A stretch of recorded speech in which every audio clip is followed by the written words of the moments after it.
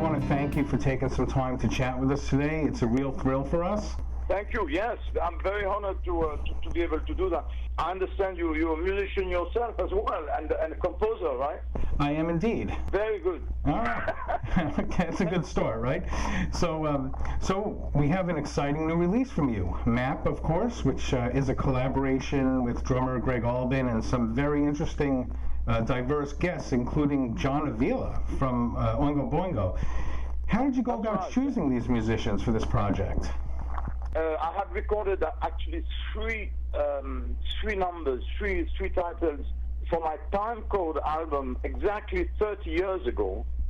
That was recorded at the record plant in Los Angeles. But I had discovered those guys actually in a club while I was still, of course, a member of the Moody Blues at the time. We had a few days off in LA, and I had known Greg Albin a few years even before, but then one night I was invited to that club in Manhattan Beach, and there was a group called Ice playing, and he was on drums, and John Avila was on bass. He was just kind of a top 40, but really hard rock top 40 type of band, and I was very impressed by the rhythm section.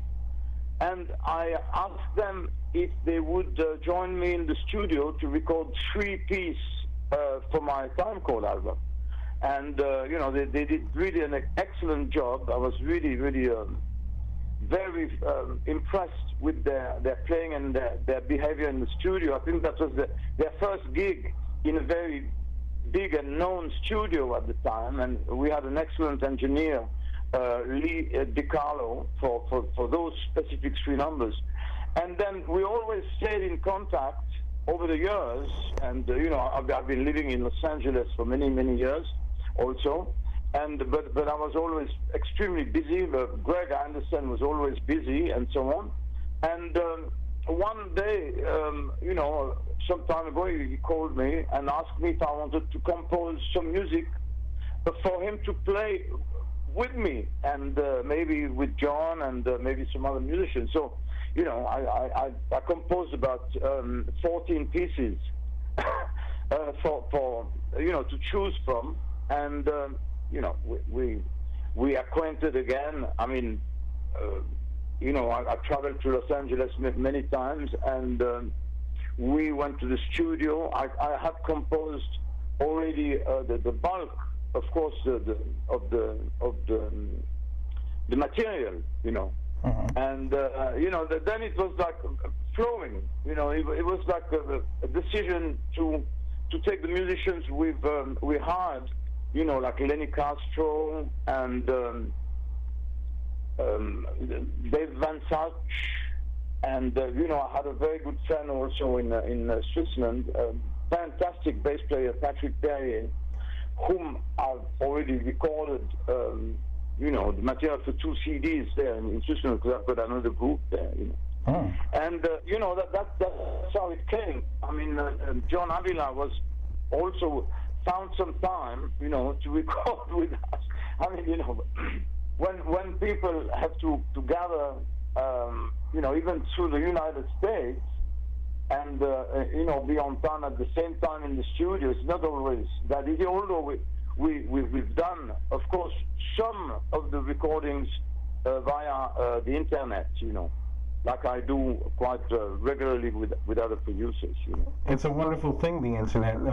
You know, the old days, if you wanted to collaborate with someone, the only way to do it was to get on a plane and go to wherever. Now, you know, you can collaborate with somebody in Europe or Asia, you know, simply by exchanging files. It's really quite amazing.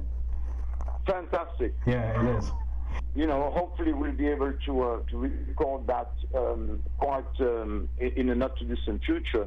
But I've got also some other projects in the pipeline, and you know, some with some very, very interesting transcultural percussion from all over the world, from Africa and so on. And you know, I've been to so many. I was privileged to be able to go to so many countries and I've been like 53 times to Africa, and I've had a lot of contacts with some fantastic percussionists from different countries, So how does a keyboard player such as yourself have such a fascination with percussion? Well, I mean, right? the rhythm's the basis of communication anyway. From century, I mean, millenniums. I mean, from the start of the universe. I mean, rhythm is there's no machinery. There's no art without some kind of a rhythm, and since it's the basis of communication, communication is the basis of life, really. Absolutely. And, it's a very, very kind of basic feeling, more even than an understanding, and I think the musicians who are able to have that kind of intrinsic rhythm in their organisms are really probably had the chance to become really great musicians and communicate with everybody. Oh. And the album is a beautiful album, by the way. I just want to compliment you on it. And it seems, what I love about it is that it seems to successfully blend like all the different styles of these very individual musicians that are on it, especially in the bass, and there's some very distinctive sounds, like for example from John Avila, that really pulse through, and it's very, very interesting in the overall mix of things. But for me, the cut that really stands out is the last cut on the album, which is Alien Species. And the song, it moves like a beautiful meditation. It's so deeply textured and tranquil. Can you talk a little bit about how that piece was composed? Well, that's the beauty of having that's the beauty of having at my disposal some instruments and some keyboards and some sounds that I've been developing over the years. I mean, there's nothing really. It's really not complex at all, and that's why I wanted to make it flowing like that. And I think Greg Orban did a very good job with this cymbal. He only plays cymbals. Yes. In this piece. And also, I was very fortunate to have been able to keep a fantastic instrument, which is the VL1 from Yamaha. It's a synthesizer of very special. It's kind of monophonic synthesizer, which I've developed some samples for, and I was able to do this very long clouds of chords, very simple kind of chords. But what I like is that, for example, there's this transition, I think, after maybe 2 minutes or 2.5 minutes, and I was really immersed in my mind, immersed in some kind of a parallel universe when I did that.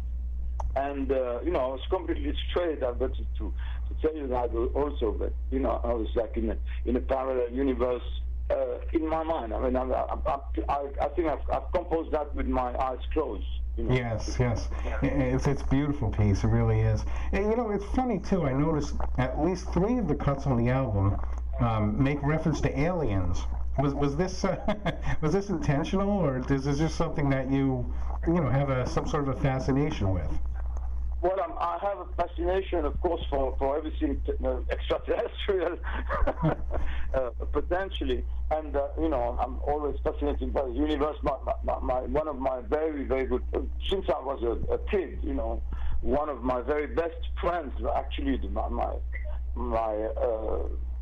my buddy from the same desk in school in Switzerland, became actually the first European person to become an astronaut for NASA, and to go on Endeavour to repair the Hubble Space Telescope 4 times in the 90s. Oh, wow. You know? And when we were kids, also my cousin, one of my cousins, Michel Mayor, was also is the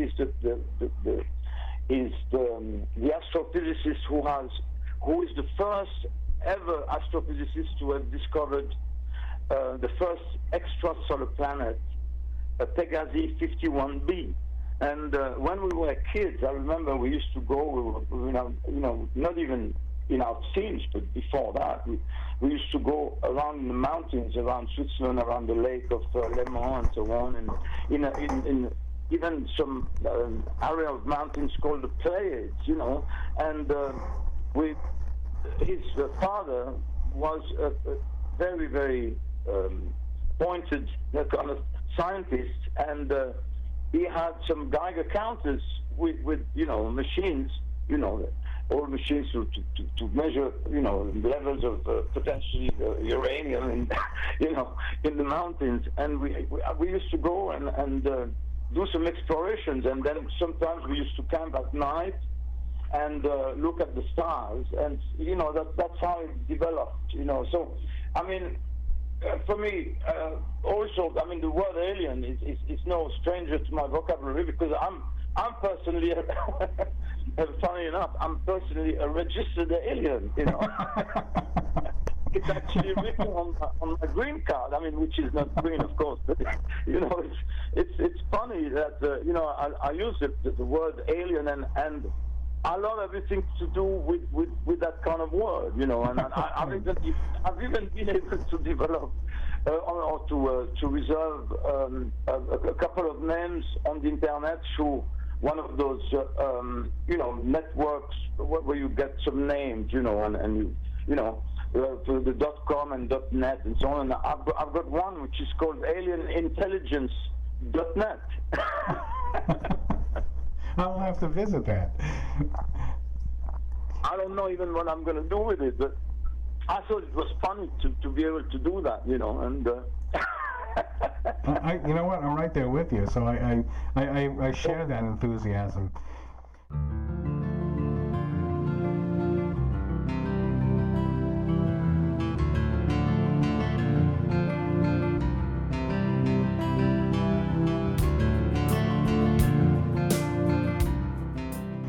Patrick, what kinds of things inspire you to create? Anything. You see, I think spontaneity is probably the most important, one of the most important factors in the inspiration of an artist, and that has to be really the first burst of creativity comes through spontaneity of action. And that's what I always talk about. Sometimes I've been able to also been asked to do some lectures about creativity and technology specifically. And I've always kind of said as a preface to my lectures, even when I talk to the audience and so on, that the epitome of creativity lies in the state of dynamic tension between extreme forces in opposition, meaning that if there is spontaneity of action and pure inspiration of the soul, which of course differentiates us from animals and machines. I'm not saying that animals don't have a soul, but what differentiates us from those organisms is the fact that we can have bursts of creativity on a very, very spontaneous level, an emotional level, which really differentiates mankind from human and machines, even in the future. And that's probably the last bastion of humanity for mankind. It is the emotional feeling that we get, throughout different experiences. Through our mind and through our souls, and that is the most important thing. Now, on the other side, of course, the more extreme force of that opposition would be what I would call the prose of fabrication, which is as important, probably, if not sometimes more important. I know that some artists and some groups develop such, a sense of being able to build complex architectures in their art that, for example, Yes, as a group, is a prime example of that. It's a fantastic way to work as a group, because there is of course the possibility of jamming and inventing on the spot with a group at a level of what I would call the highest order of information transfer. That's jamming in real time for musicians is faster than the speed of light, and that is a fantastic thing. But a group as well constructed as, for example, I'm thinking Yes because I was a part of the group in the 70s. The possibility of keeping those first bursts of creativity and ideas and put them and around a very solid and intelligent and brilliant architecture is really it's really fantastic. That is special, because so many times, and I know this, from my own experiences with creating music, being inspired. A lot of times that burst comes and it goes, and without the mechanism to really capture it, and as you said, put it into action, put it into form, is where so much great work is lost. And one of my questions actually for you was, I'd like to talk a little bit about your creative process. So when you are inspired, once you have the inspiration, how does that process unfold for you? Like, do you go right to the piano, or do you go for a long walk? Do you, what happens? How do you take that and make it into something real? I make sure that as the same time as I have this kind of inspiration, I'm able to remember it exactly the way it came, and that is really not always as easy as that. And it's exactly, to answer exactly your question. I love your questions, by the way. Very, very, very acute and intelligent questions. And of course, you're a musician, and to have the possibility of recording, of being able to record oneself on the spot, with whether it's with an iPhone or a machine or a keyboard or a workstation or whatever, or even, if I'm at the piano, I will play that piece over and over, or record it immediately. And that's what I was able to do several times. I'm still doing that actually, as much as I can in the studio or whatever. But in the 70s already, I did a series of albums which I called Future Memories, where I was actually playing directly in the morning, for example, on a grand piano. I recorded 2 pieces directly on the grand piano. In the afternoon, I switched to an array of 7 keyboards. It's very specifically chosen and so on, but I didn't have any idea what I was going to play. And I did that in front of TV cameras in Switzerland, in a very good studio. And the next day, I was able to record a piece in 3 movements of 18 minutes on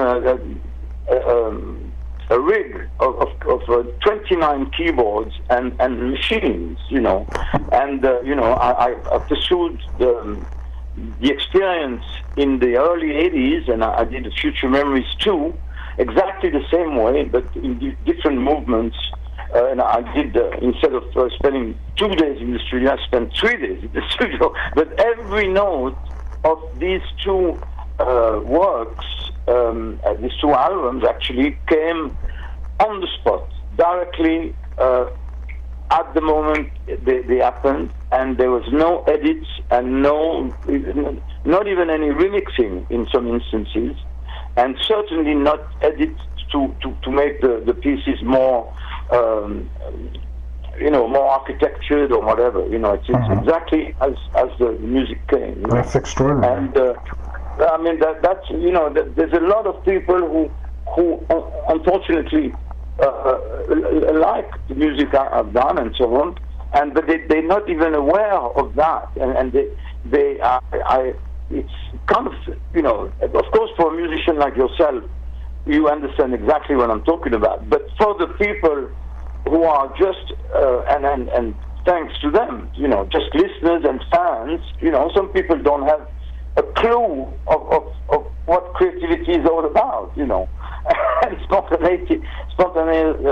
spontaneous creativity, improvisation, and so on, whether it's in a classical mode or in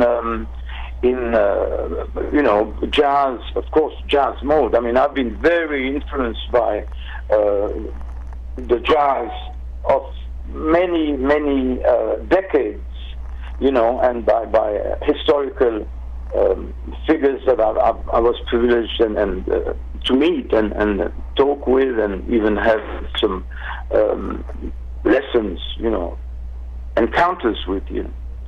Yeah, well said. Now, as an early pioneer, using electronic keyboards, you've seen many changes, no doubt, in the application of these instruments in all forms of music. Are you partial to pure form analog synths, or have you embraced the digital synths as well?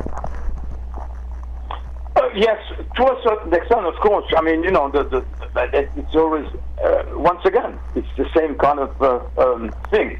The marriage between analog technologies and digital technologies actually creates really, it helps us to go even further, in the choice of sound and the building of clusters or whatever, and that's really a fantastic thing. Fortunately enough, I've never been attached to too much schooling and too much respect of a very particular style. I know some musicians who are, I'm not going to name them here, and some of them are very, very good friends of mine, but they never allow themselves to go from one specific style to another one, to jump from one style to another style in the same piece of music, and that's I never could understand why they couldn't do that. And the fact that I've been able to also travel around the world and listen to a lot of transcultural musical operations, to say the least, really helped me to be able to do that jump very easily between styles. And I personally don't have so much of a problem, about that. But that's me, Well, no, but it's a good point, because it's kind of like, if you had to make an analogy, it would kind of be like going to a museum to only look at one type of art and never wanting to look at anything else, So right. Yeah. Now, your work with Yes and the Moody Blues has been very influential in establishing electronics in general in music. Most notably, you had a release back in 2011. It was a Live from Abbey Road, right? And that's like where you have a very, it's almost a daring use of electronic music because it attempts to emulate the classical styles.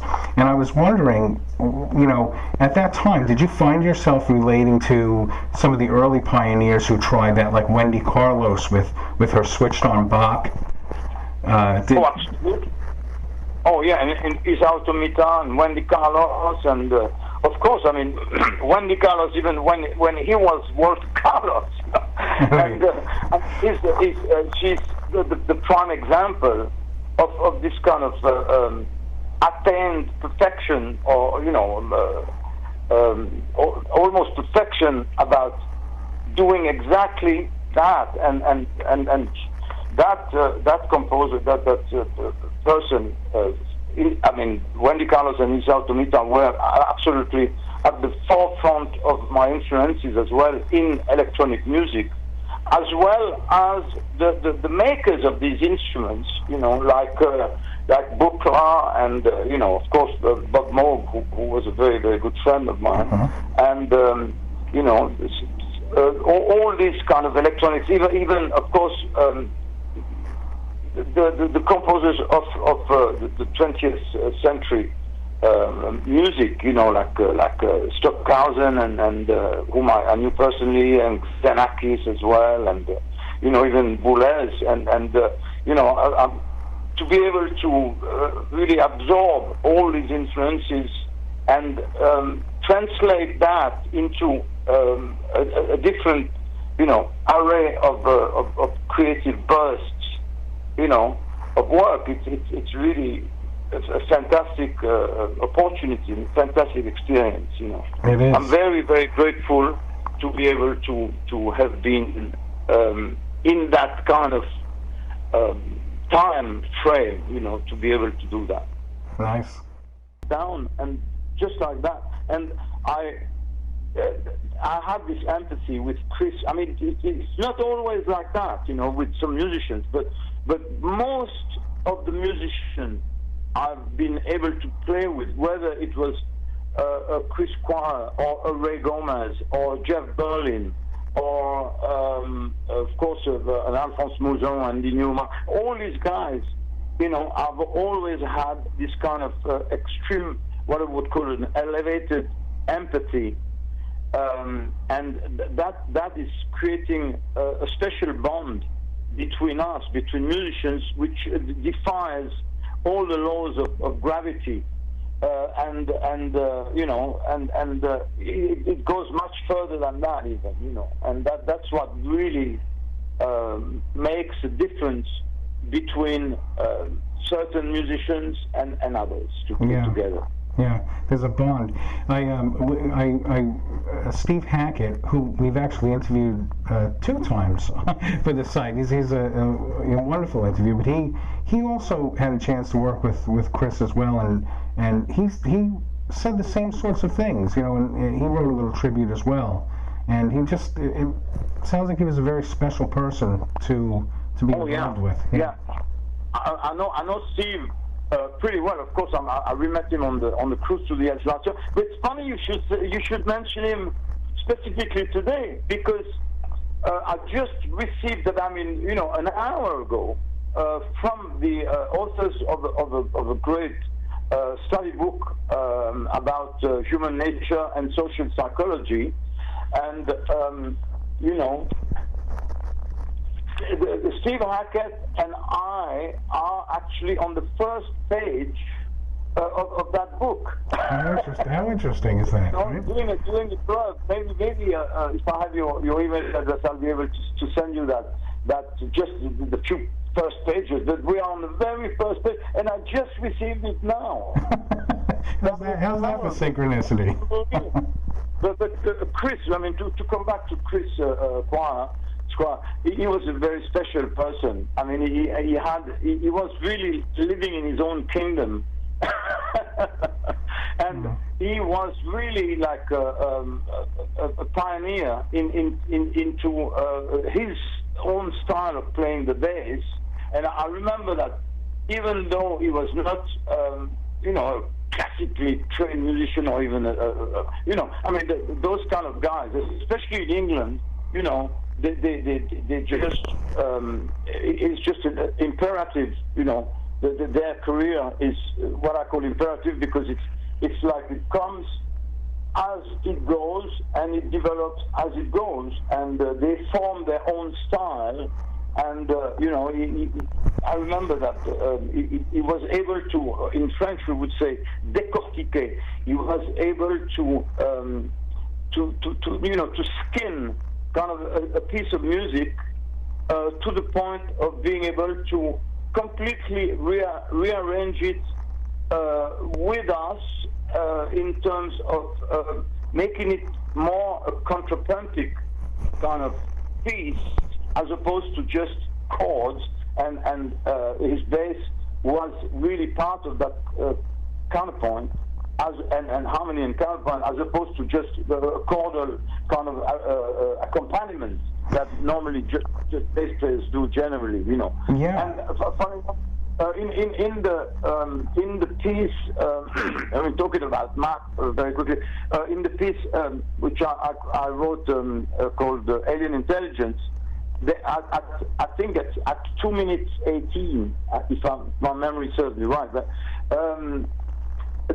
there's 1 minute of a bass solo I did on one of my keyboards, and when I was re-listening to it, at the time, of course, Chris was with the he was in great shape, no health problem or whatever. But I was always thinking about him when I composed that, when I played that piece, actually on my keyboard. And of course, the blend, the rest of the part with the basses with John Avila, but there's just that 1 minute which I did, and I always said I would love to be able to dedicate this minute of of my own bass playing, you know, to his memory. That's wonderful. And you know what? Knowing a little bit about, you know, your musical background and what interests you in music, mainly with in regards to percussion, I could see why his style of bass playing would be so attractive to you, because it's almost like a percussive attack of the instrument, the way he plays it. You could almost take the drums away. You know, it's that rhythmic. Absolutely, and also what I have noticed, of course, I don't know if, of course, that's a very, very specific thing that we musicians would be able to notice, you know, immediately. But you know, all his playing was always with a plectrum. And to be able to do this rhythmic accents and to play that rhythmically just only with the plectrum, he never played with his fingers, with his right hand. You know? Right.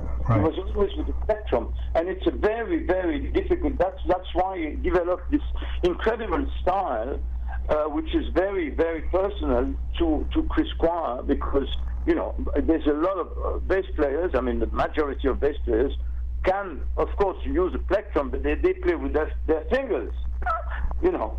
And when they play that, what we call the slap or whatever, you know, you cannot do it with the plectrum like he did. So he never did really what I would call a slap style, but he had this rhythmic impulses and dynamic, which was clearly defined by the fact that he was using a plectrum always.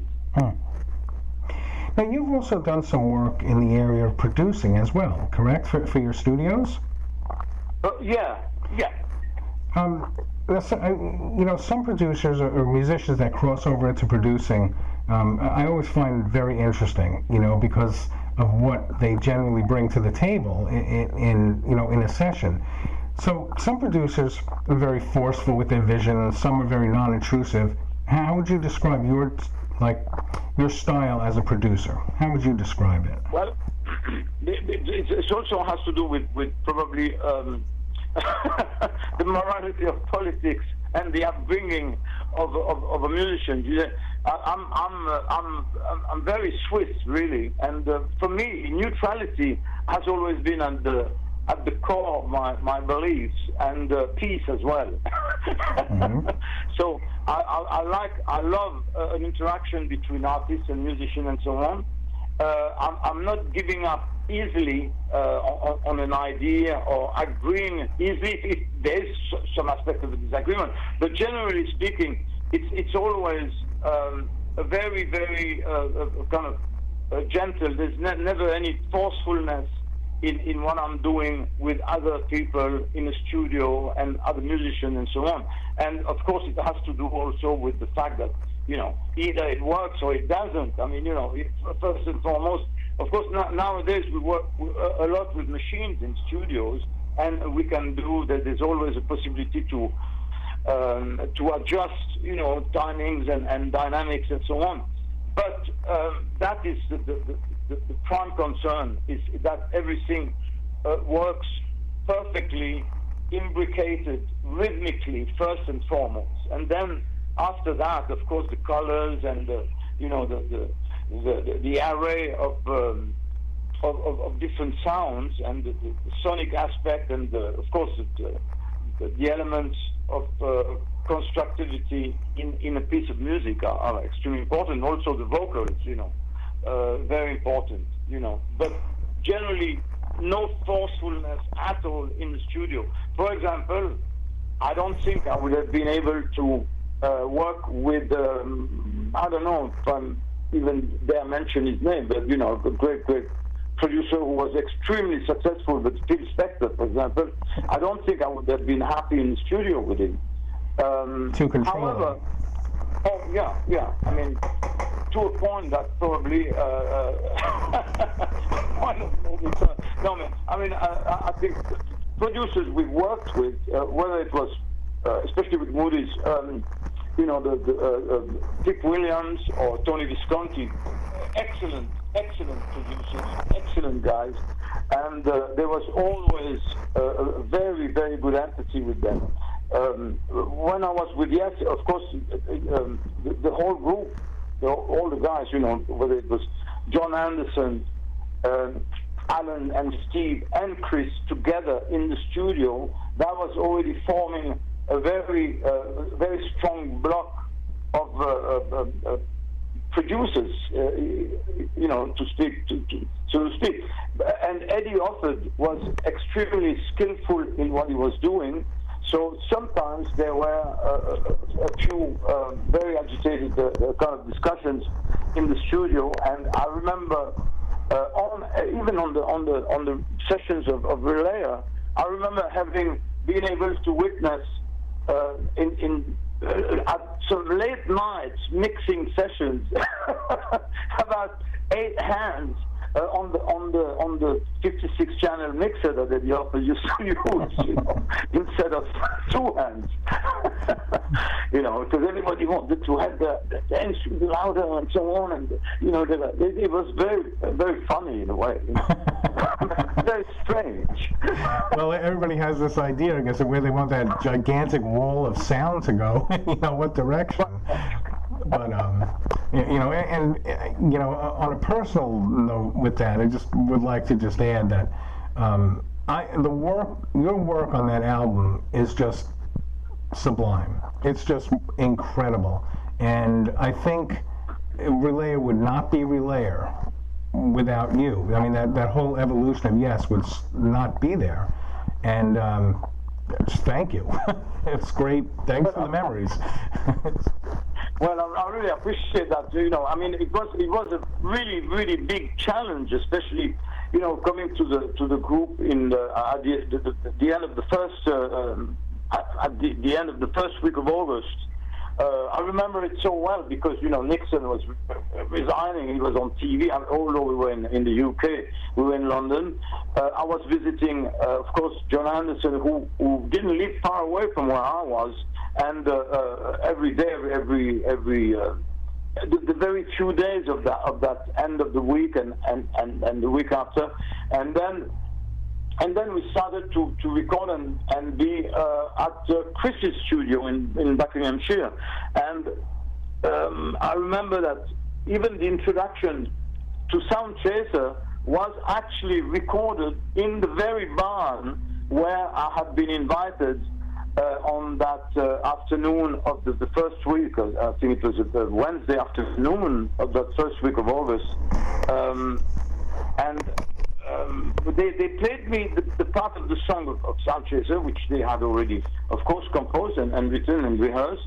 And I was absolutely flabbergasted. I was in the middle of the 4 of them, and they were playing at a speed and a wall of sound coming from all directions. I mean, you're talking about much more than 5.1 there, And I was like, they played me that part of the song, and then they asked me what I would come up with as an introduction to that song. So that's exactly what I did. I played that on the road, which was in the studio. I think that road belongs actually to Vangelis. I think some of his keyboards have been there for like a couple of weeks because they have tried to play with him for a few I read that story that you actually auditioned it on keyboards that were left, because Right. whatever the political reasons. But I don't get that because Relayer certainly would not have turned out the way it did if Vangelis had played, because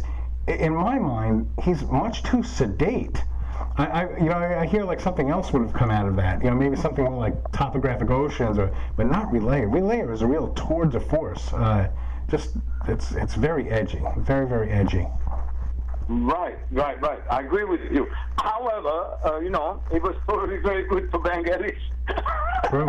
Because he was able to, he stayed of course, in the UK without any problems, and he was able to actually interact with all these filmmakers, and and what he did. I mean, that was.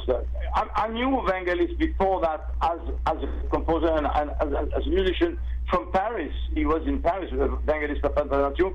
He was playing. He had Aphrodite Child, the group Aphrodite Child, and they were already big stars in France. And I remember he had an array of keyboards which were completely different than anybody else's keyboard. He used echoes machines, echoplexes, extremely skillfully, but he had some time. I think some of his keyboards were linked to 3 or 4 different echoplex, and that's why the sounds were always kind of echoing, in space, and that was his style, Yeah, they were extra spacey for sure. Yeah.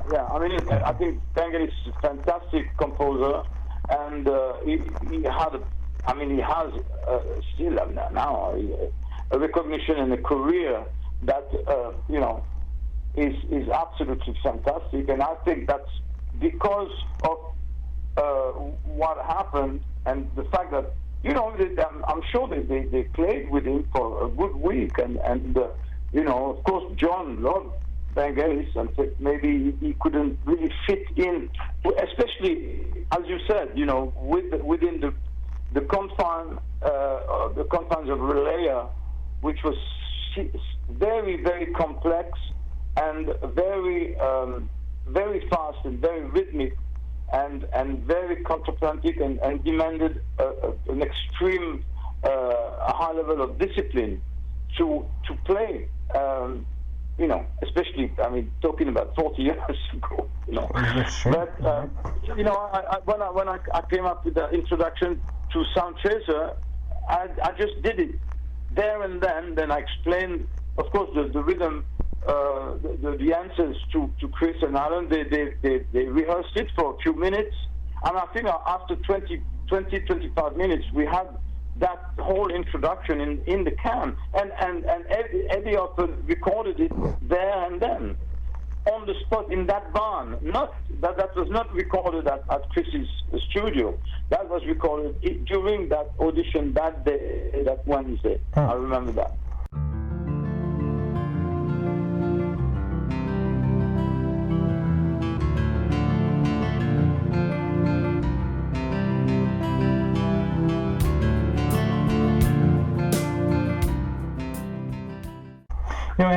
As a keyboard player, your technical ability is legendary. I've read in your biography also that you had very early influences for classical styles, right?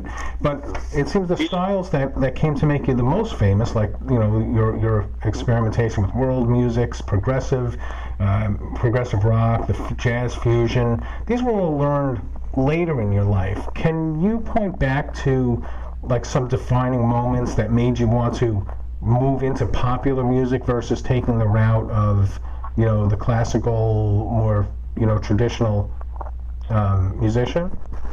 Yeah, because for me, moving into direction, I moved to allowed me to blend and to mix and to blend all these different styles, and to be able to breathe within each style without having a moral issue about the fact that, you know, I had to stay in one little confined space like modern jazz, or beautiful, fantastic geniuses. I mean, I was able to even open to John Coltrane for several concerts in the 60s. When I came also to New York, actually, you know, you are from New York, so my very first arrival in New York was exactly 50 years ago, the 9th of November, and that this year will be, the 9th of November will be the 50th anniversary of my very first day in New York. That was the day of the blackout, you know. Yeah, I remember. That was an absolutely unbelievable experience. I'm going to have to put that in my book, because, you know, one of these, or maybe organize some aspect of the celebration in New York. I'd love to do that. But what I'm saying is, when I arrived in New York, after that, I stayed a few weeks in New York, and would you believe that I was in the village all the time, in Village Vanguard, the Village Gate, and so on, and I met very, very early on, I was able to become very, very good friends with Roy Haynes, you know, the fantastic drummer, Roy Haynes, and he took me to all these clubs. And you know, he was very, very dapper. You know, I remember, he had one of those very fast cars, and he was the most elegant guy I could ever have met. You know, I mean, he even had a tie on with those. You know, the bar between, you know, up in the neck, and very, very extremely well dressed and so on. And he took me to all these clubs. He was friends with everybody, and I met so many jazz musicians during those few weeks I was in New York. It was absolutely unbelievable. And then I met them again and again and again and again during their visits to the Jazz Festival of Montreux, which had not started at the time. You know, it started in 1967.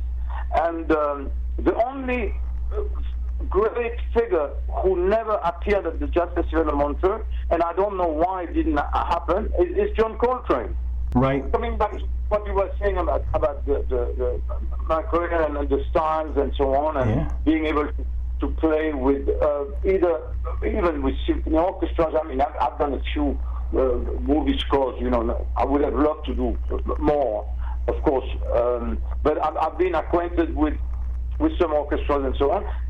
In Switzerland, I don't know if it's the same in the States. I don't think it's the same in the States, but in England was very iffy at the time as well. The musicians of an orchestra couldn't stand being in the proximity of jazzers or rockers. Some of them, they were so rigid in there, and some conductors as well. In Switzerland, even more. You know, in the States, there has been this kind of very easygoing understanding between classical musicians and jazz musicians, and maybe even now, of course, rock and so on. But at the time, one had to really go further, and that's where the traveling to Africa, to the Middle East, to Japan, to India, and so on, to Brazil, of course, and South America came to play for me, because that's the way I was able to communicate. Since I at the time I didn't speak all these languages, the music was the common language, and I was very, very fortunate in that in that experience, in that living experience. We also had some questions posted by fans. Can we go over them? Yeah. Okay. Oh yeah. So Mike C, that's Mike C, would like to know, what's the most difficult keyboard solo you ever played? When I arrived in Yes with all the 7 symphonies I had to learn, although I had, of course, listened to the albums in the late 60s and the early 70s and so on, but to learn exactly all the moods of all these the tunes and so on, that was a really big challenge. And to come up also with what I came up with during the recording of the whole Relayer, that was a very, very, very big challenge. Very, where I really had to force myself to learn all the material and to acquaint myself with this and that and that. And for example, I remember that I think in To Be Over, for example, I'm taking a little solo towards the end, a little synthesizer solo. And I remember that one I wrote down on paper during the session. And at one point, I think they decided to change the key, So that night I wrote it in 2 different keys, exactly. It's a very, very contrapunting thing. And I realized that there was very, very few spaces of counterpoint where I could fit my notes, and that was a very challenging kind of solo, if you want, Okay. But I'm still very, very much in love with that one. I mean, To Be Over is such a special piece of music. It's beautiful. It is. Absolutely. It's one of the prettiest songs, I think, from Yes. Yeah. Okay. And it's kind of almost underrated. No, I know the people, the fans, have really appreciated the album, always through the decades. But To Be Over is not being reproduced or talked about that much, but it's a beautiful, beautiful piece of music, and I think it fits perfectly well at the end of the side tour of Relayer. Really. I couldn't agree more. Now, George would like to know, who do you consider real innovators or game changers in the terms of sound design and electronic music composition? Who should people listen to more of? Besides Patrick. Yeah, no. Keith, of course, Keith Emerson came up with some absolutely fantastic sounds with this big modular Moog early in the 70s, especially when he joined ELP, when they formed ELP. And I remember having listened to some of these albums over and over, and I was in absolute admiration to what he was doing. All these guys, Rick as well came up with some fantastic stuff. I mean, whom I liked very much, and it was like, as an organist, was Brian Auger. I mean, I knew Jimmy Smith personally, and Brian Auger is a very, very good friend of mine. And every time I could go and see him or jam with him, but first see him, of course, in the late 60s and so on, in some clubs in Geneva or in Italy or something, I wouldn't miss a beat to be able to see him. He was such an influence. Of course, that was his playing. But Jan Hammer, as a synthesizer player, as a Moog soloist, the way he was bending the notes has been an unbelievable influence on me as well. And, of course, we were talking about Wendy Carlos and Tomita, who came up with this incredible kind of arrangements of classical pieces and so on, and rearrangement and variations and so on. And, I've got to say that not only keyboards, but as pianists, my dad, well before, several decades before I was born, my dad was the Paderewski's production manager, and he always wanted me to be a concert pianist and so on. So he took me, I remember when I was 5, he took me on his shoulders in Switzerland during a very snowy night, and the first big piece of music I heard was Beethoven's Fifth. You know, he opened. It was in a hall very far. You know, we had to take the train and so on.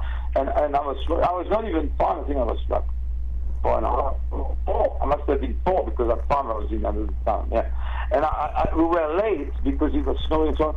And I heard the da da da da. You know, and the doors opened of that. It was like a church, but it was not a church. It was a hall. You know, a big 90-piece orchestra playing that. I mean, that was the most unbelievable kind of sonic experience and musical experience I've ever. That was my very first sonic and musical experience I had in a big way. You know. Now to come back to the keyboard players and so on. I mean, a lot of those modern composers and players, you know, like Joe Zawinul. I mean, absolutely genius, you know, Joe Zawinul, the Paul Carrolls, you know, from Toto and so on. And to hear, you know, I'm sure that there are some players from other countries than just in the United States. I'm naming just a few here, but I've heard some unbelievable musicians and you know, like Stockhausen and Xenakis and all these guys those composers were so advanced in their research of music and the perfection of sound and Boulez and so on. Of course, I'm naming some people who are not really known to the American audiences and so on that much, but to listen not only to the players but to the compositions, but for somebody who wants to listen to something very important is to John Lewis told me from the Modern Jazz Quartet when I was a kid. He told me, because I had a chance to meet him when I was like 13 or 14.